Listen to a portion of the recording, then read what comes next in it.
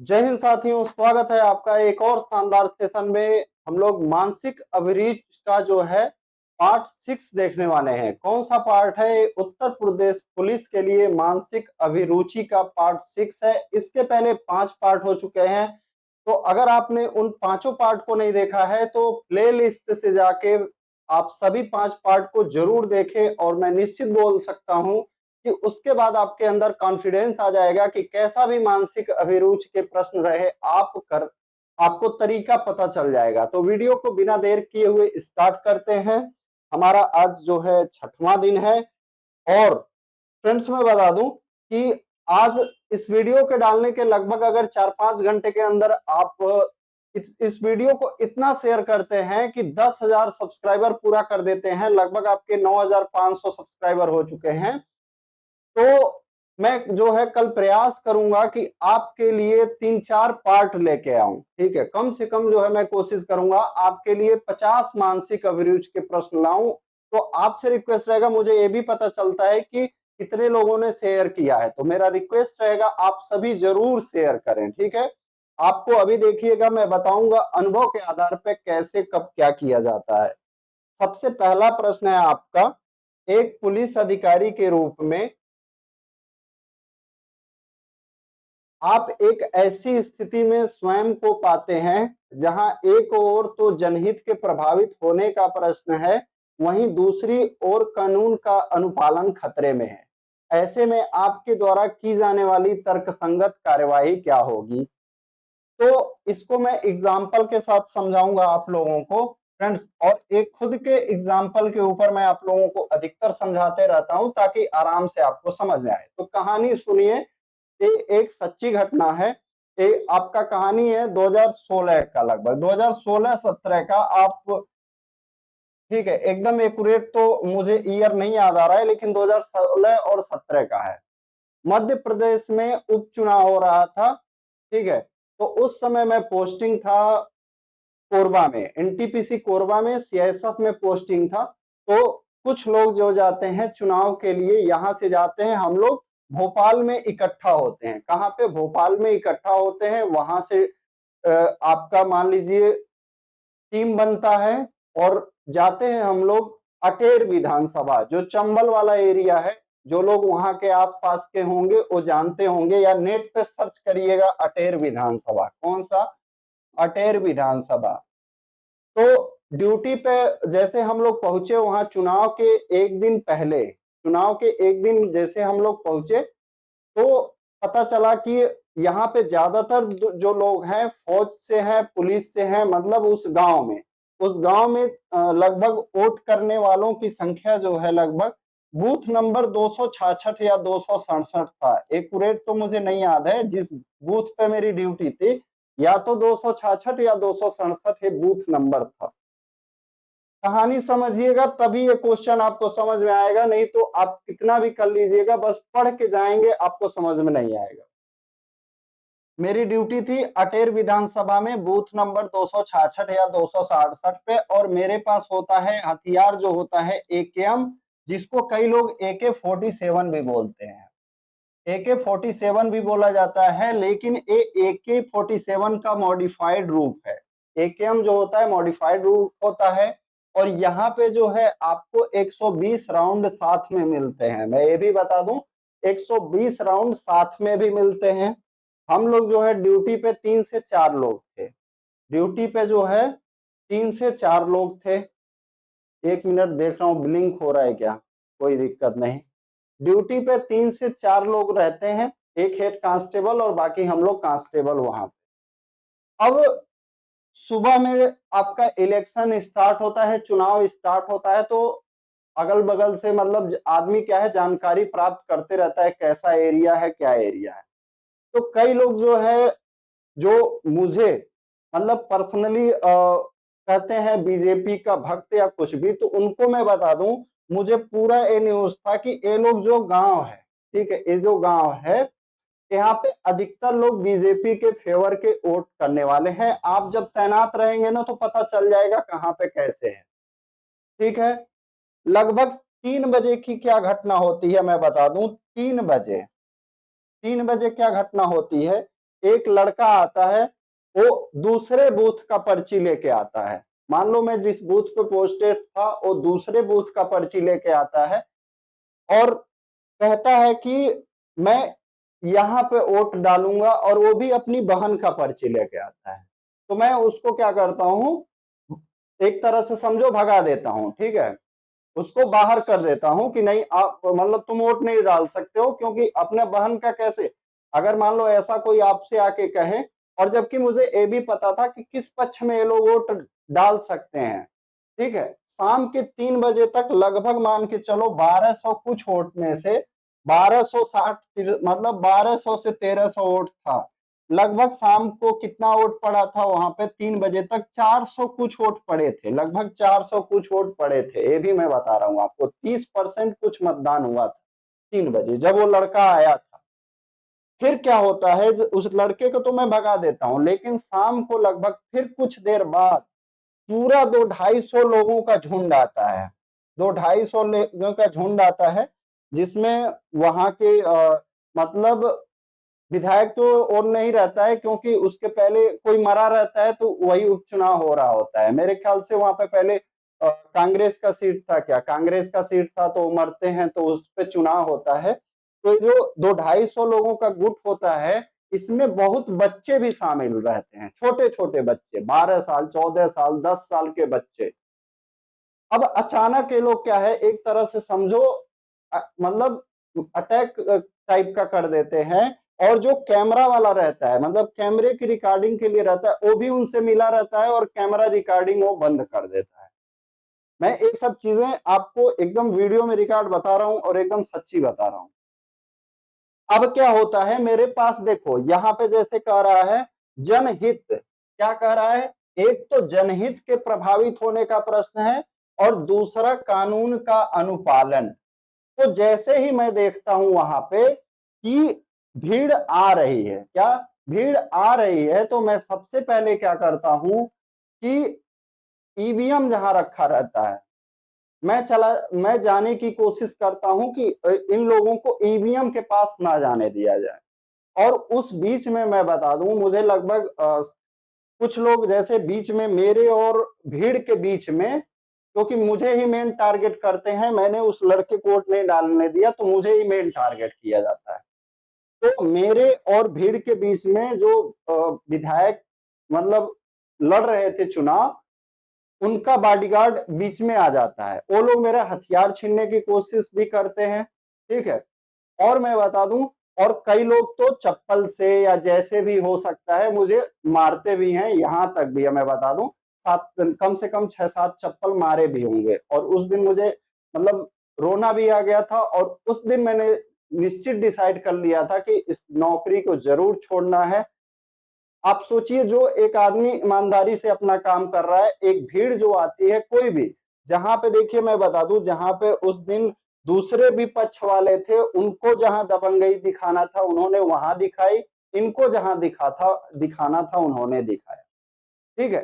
तो हो यहाँ पे जनहित का मैंने फैसला क्या लिया, अगर आपके पास हथियार है तो इसका मतलब ये नहीं है कि आप फायर खोल दो या जनता का नुकसान कर दो, ठीक है। जनहित मैंने क्या किया कि मैं कोशिश किया कि ईवीएम को बचाया जाए। सबसे पहला मेन फोकस ये नहीं कि आपके पास एकेएम है, बंदूक है, आप पावरफुल हैं तो किसी के ऊपर गोली छोड़ सकते हैं और आप किसी की जान ले सकते हैं, नहीं।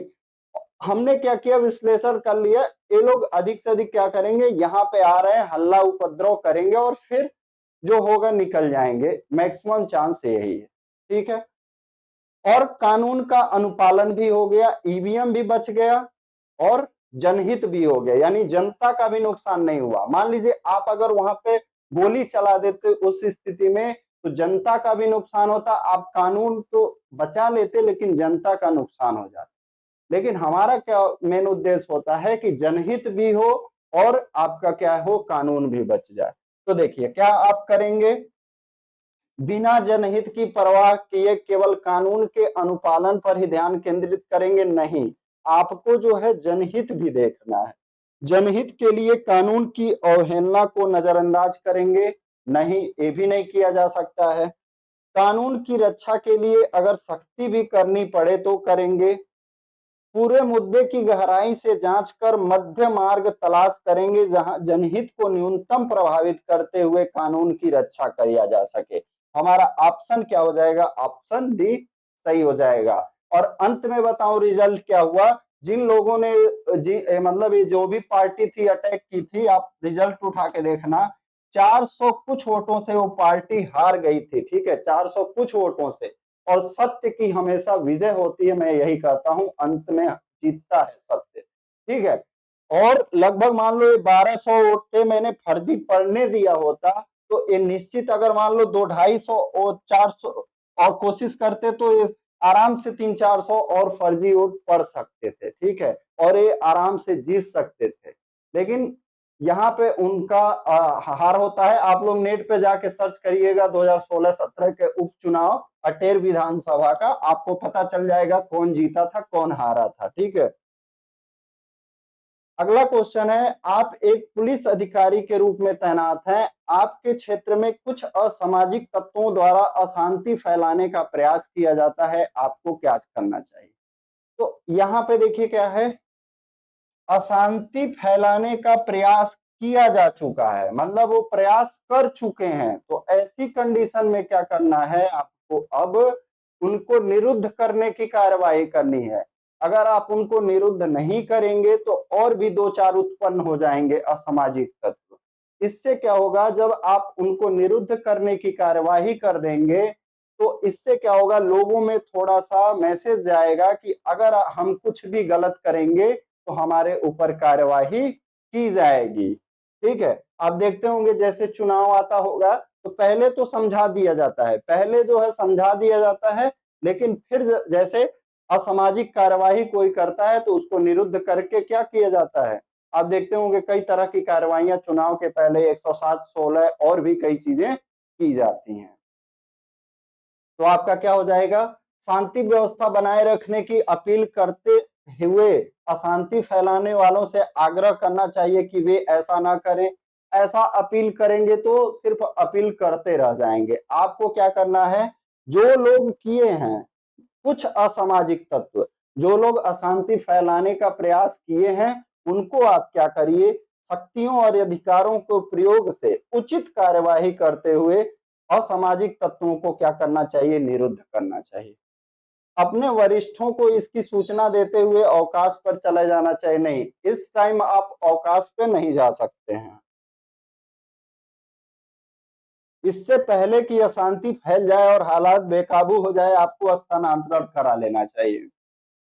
तो आपने यूनिफॉर्म पहन लिया है तो ऐसे कंडीशन के लिए आपको तैयार रहना चाहिए, ना कि स्थानांतरण कराना चाहिए।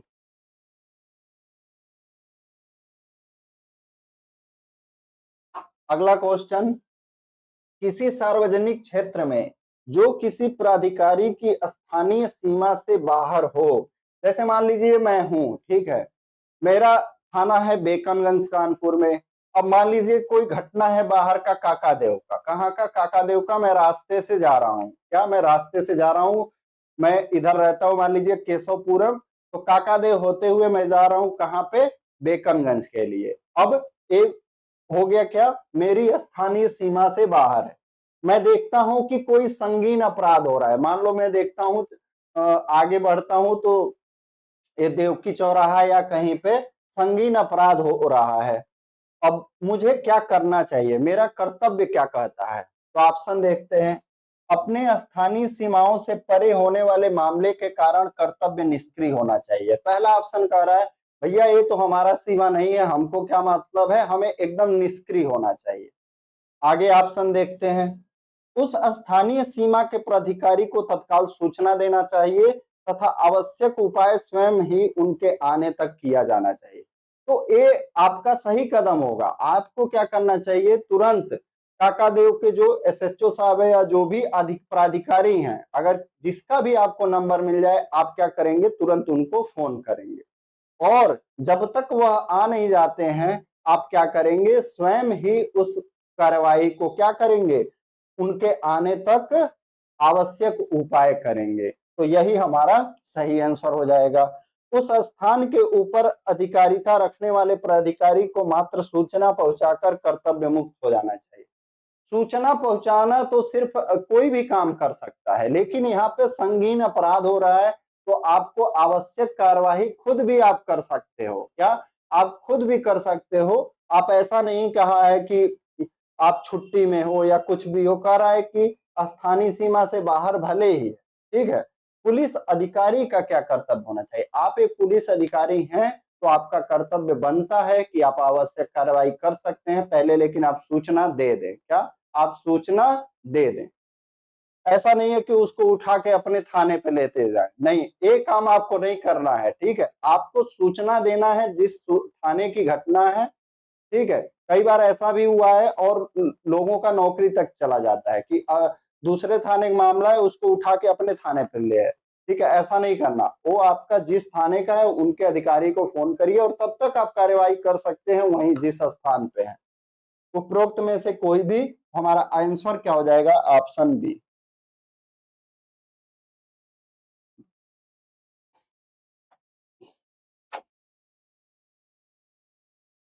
अगला क्वेश्चन है, आप अपने कार्यालय की ओर से एक सार्वजनिक स्थल की सफाई करवाने के लिए प्रमुख बनाए जाते हैं, लेकिन वहां पहुंचने पर लोगों के विरोध के कारण आप अपने कार्य में असफल रहते हैं।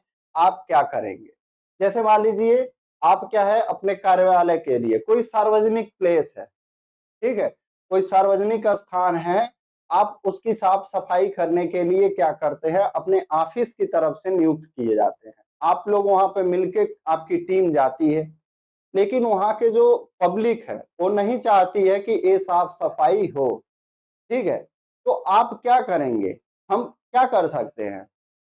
देखिए, केवल झाड़ू लिए अपनी और अपने अन्य साथियों की फोटो खिंचवाकर वापस लौट आएंगे?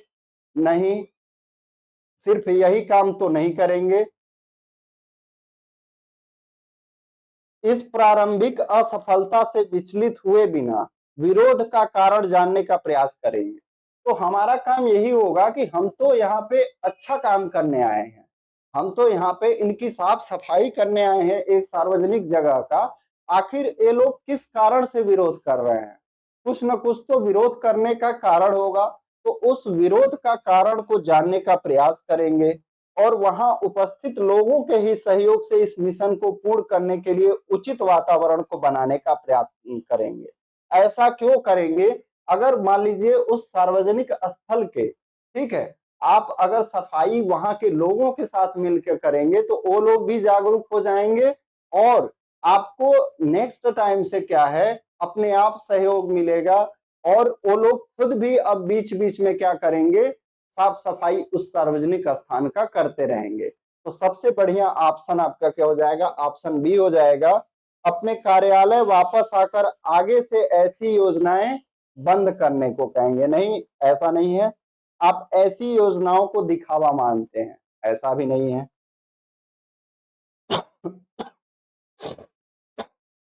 आप एक पुलिस अधिकारी हैं और आप अपने पड़ोसी को एक गैरेज का निर्माण करते हुए पाते हैं। गैरेज जो बाइक वाला होता है या कार खड़ा करने वाला, जो आपके घर के सामने सड़क के कुछ क्षेत्र का अतिक्रमण कर रहा है। वो क्या कर रहा है? आपके घर के सामने जो है सड़क का कुछ क्षेत्र का अतिक्रमण कर रहा है। आप अच्छी तरह से जानते हैं कि यह जो है इलीगल है, अवैध है और साथ ही यह आपके लिए पार्किंग के दौरान भी समस्याएं पैदा करेगा। यानी आप भी जब गाड़ी पार्क करेंगे तो आपको भी दिक्कत होगा। इस स्थिति में आपकी कार्रवाई क्या होनी चाहिए? पड़ोसी से लड़ेंगे और उसे कोई भी अवैध गतिविधि न करने की चेतावनी देंगे। अपने मोहल्ले की नगर पालिका को फोन कर अवैध निर्माण की जानकारी देंगे। तो सब आपका अगला भी देख लेते। अपने राज्य के मुख्यमंत्री को स्थिति से अवगत कराते हुए पत्र लिखेंगे। अपनी टीम के सदस्यों को कॉल करेंगे और उसे तुरंत गिरफ्तार करेंगे। तो आपका पहला ऑप्शन क्यों नहीं होगा? आप क्या है, किसी से लड़ेंगे नहीं। क्यों? क्योंकि आप तो एक खुद पुलिस अधिकारी हैं, ठीक है। तो उसको प्रक्रिया के अनुसार करेंगे। अगर जैसे किसी जमीन का मान लीजिए है, ठीक है, आपके घर का आसपास रोड के किनारे की जमीन है तो नगर पालिका का काम होता है, ठीक है। तो आप क्या करेंगे, नगर पालिका का फोन करेंगे, ठीक है, मोहल्ले की जो नगर पालिका, और उसकी जानकारी दे देंगे कि भैया ये जो है अवैध निर्माण कर रहे हैं, मैंने मना किया लेकिन नहीं मान रहे हैं। अब जो है, अब नगर पालिका जो है जो कार्रवाई करेगी।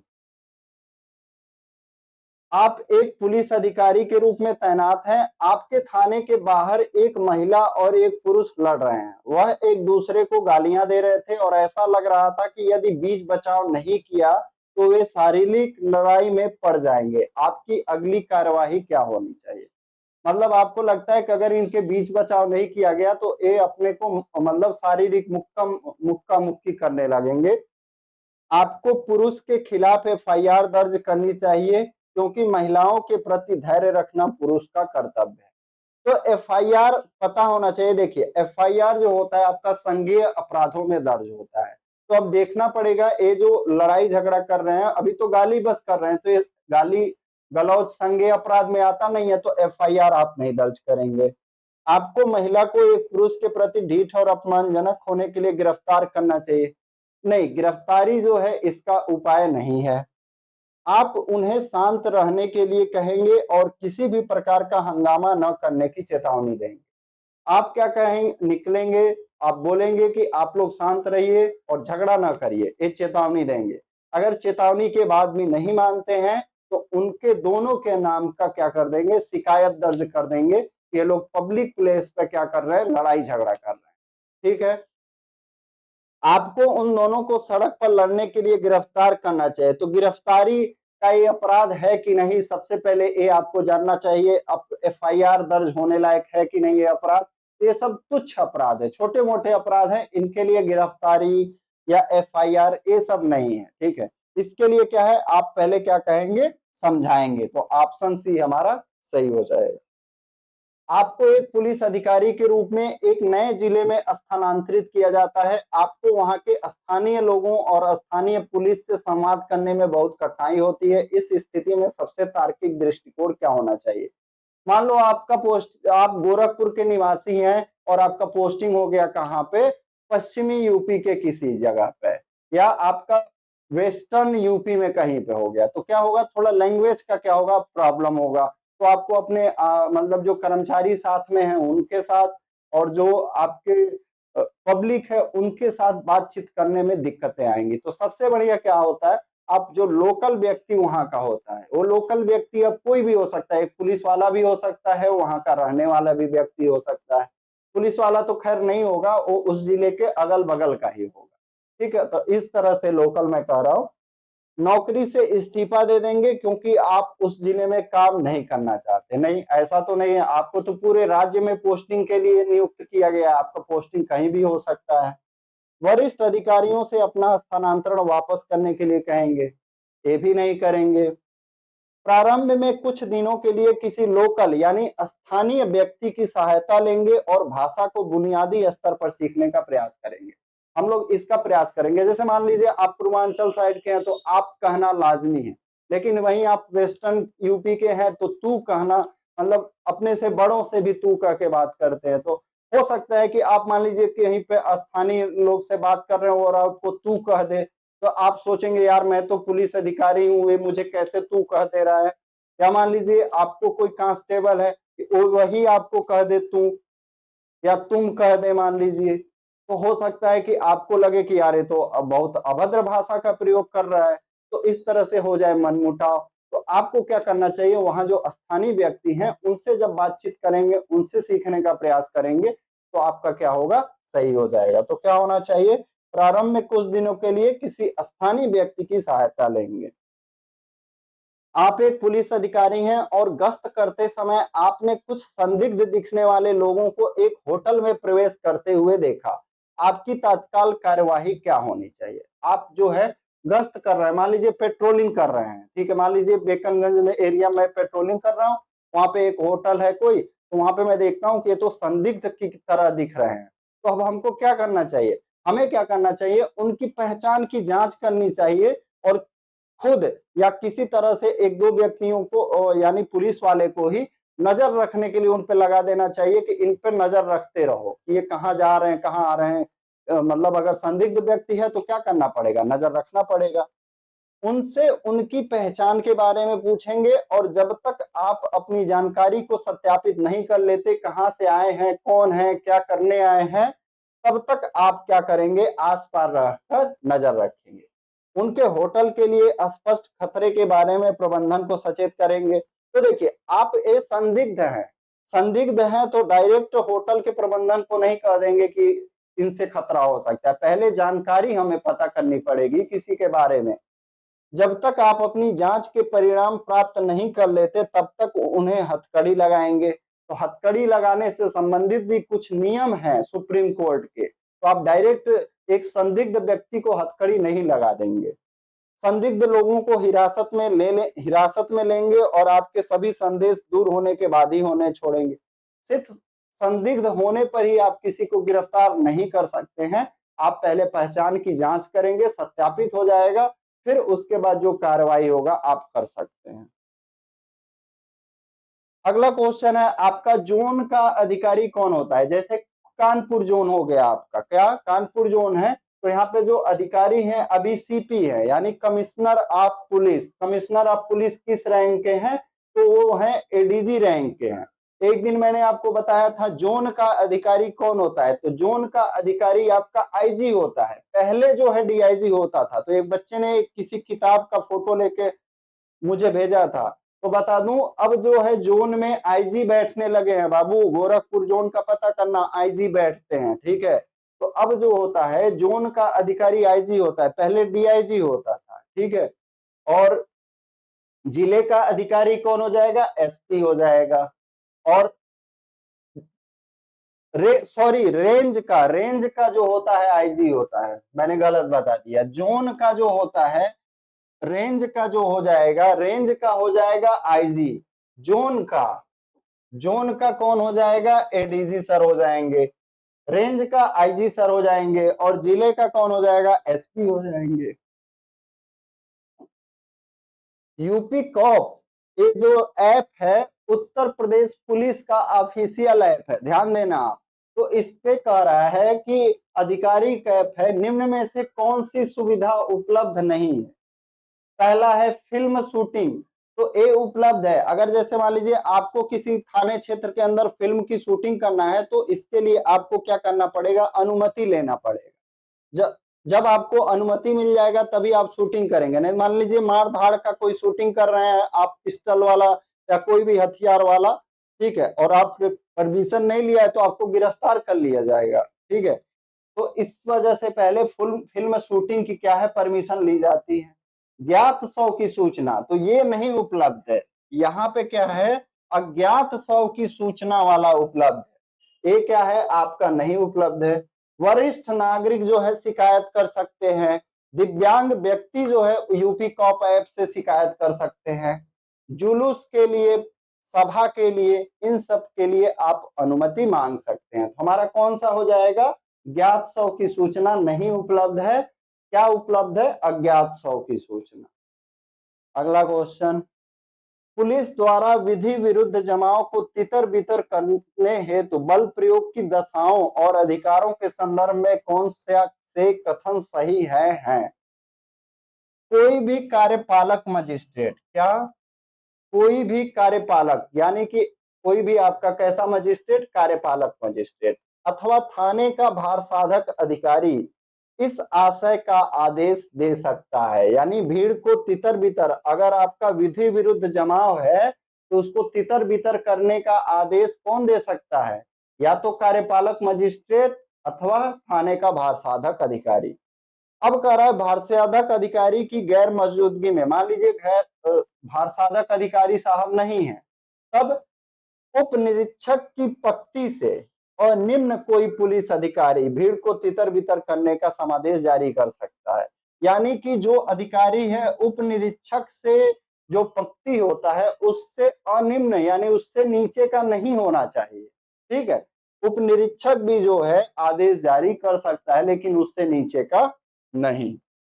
भीड़ के जमाव के रूप में न्यूनतम 5, यानी जो न्यूनतम जमाव होगा कम से कम उसमें 5 व्यक्ति होने चाहिए। मान लो अगर 4 व्यक्ति हैं तो उसको न्यूनतम जमाव नहीं माना जाएगा।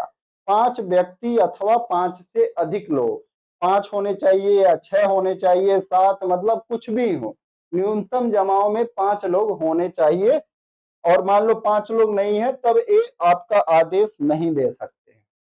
आप एक पुलिस अधिकारी के रूप में तैनात हैं, आपके थाने क्षेत्र में एक सड़क दुर्घटना में एक व्यक्ति की मृत्यु हो जाती है, उसके उपरांत उसके परिवार के सदस्य शव के साथ रास्ता जाम कर देते हैं। सर्वप्रथम आप क्या कार्रवाई करेंगे? तो सबसे पहले हम क्या कार्रवाई करेंगे?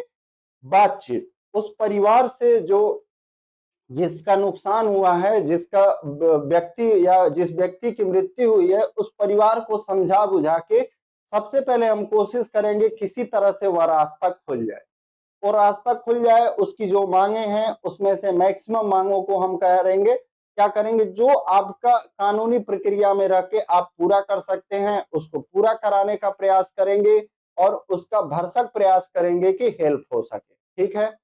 उसके बाद जो आपका पंचनामा हो गया, पोस्टमार्टम और सब कानूनी प्रक्रिया आप करेंगे, आरोपी को गिरफ्तार करेंगे और उच्च अधिकारियों को इसको सूचना देंगे। तो हो सकता है कि दुर्घटना होने के बाद आरोपी हो ही ना, भाग गया हो। ठीक है। तो आप अब यहाँ पे रास्ता जाम है और गिरफ्तार करने जाएंगे तो ऐसा संभव नहीं हो पाता है। मृत व्यक्ति के परिवार का निवेदन करते हुए जाम खोलने को रिक्वेस्ट करेंगे और प्रक्रिया के अनुसार जैसे मैंने बताया कार्रवाई करेंगे। मृत व्यक्ति के परिवार को गिरफ्तार कर लेंगे और रास्ता जाम करने का कारण जेल भेज देंगे। नहीं, ऐसा नहीं करेंगे। ऐसा करेंगे जो भीड़ होगी और उग्र हो जाएगी, तो मामला आपका शांत होने की जगह और मामला बिगड़ जाएगा। आरोपी व्यक्ति को पकड़कर भीड़ को दे देंगे और भीड़ उसको सजा देगी। नहीं, आप भीड़ को नहीं दे देंगे, आरोपी व्यक्ति को आप कानूनी प्रक्रिया के अनुसार कार्रवाई करेंगे। तो आप वीडियो में कमेंट करके जरूर बताइएगा कि दोस्तों आपको ये सेशन कैसा लगा। अच्छा, एक क्वेश्चन और है अभी। ठीक है, एक क्वेश्चन और है, यानी कि आप एक पुलिस अधिकारी के रूप में एक आपराधिक घटना स्थल पर पहुंचते हैं। जैसे कोई आपराधिक घटना स्थल होता है, मान लो कोई मर्डर हो गया है, कुछ भी हो गया, वहां तथ्यों एवं परिस्थितियों की जांच करते हैं, फैक्ट की जांच करते हैं, अपराधियों को खोजकर उन्हें गिरफ्तार करते हैं, अपराध से संबंधित साक्ष्य एकत्रित करते हैं, एविडेंस। इस संपूर्ण प्रक्रिया को क्या कहा जाता है? तो जब कोई घटना होता है तो उसके लिए एक आईओ नियुक्त किया जाता है, इन्वेस्टिगेशन ऑफिसर। ठीक है। तो हत्या का जो होता है इन्वेस्टिगेटिंग ऑफिसर होता है, वो थानाध्यक्ष ही होता है। इस बात को आप याद रखिएगा। हत्या उत्या जैसी घटनाओं का जो इन्वेस्टिगेटिंग ऑफिसर होता है वो थानाध्यक्ष ही होता है। तो इसको क्या कहा जाता है? इन्वेस्टिगेशन यानी अन्वेषण कहा जाता है। जांच जो है आपका किसके द्वारा किया जाता है? मजिस्ट्रेट द्वारा जांच किया जाता है। विचारण क्या होता है आपका? ट्रायल, जो कि आपका कोर्ट में चलता है। ठीक है। विचारण कहाँ पे चलता है? कोर्ट में चलता है। तो हमारा ऑप्शन भी सही हो जाएगा। तो आपसे रिक्वेस्ट रहेगा इस पीडीएफ को ज्यादा से ज्यादा शेयर करें, क्योंकि यहाँ पे जैसे ही कोई टच करेगा तो हमारा टेलीग्राम ग्रुप में आ जाएगा, और हम अपना टेलीग्राम ग्रुप में पीडीएफ और ये सब वीडियो डालते रहते हैं। तो आपसे रिक्वेस्ट रहेगा दोस्त, शेयर जरूर कर दीजिए। क्या? शेयर जरूर कर दीजिए, चैनल को सब्सक्राइब कर लीजिए। हम आपके लिए यूपी पुलिस के लिए बेहतरीन कंटेंट लेके आते रहेंगे। जय हिंद, जय भारत।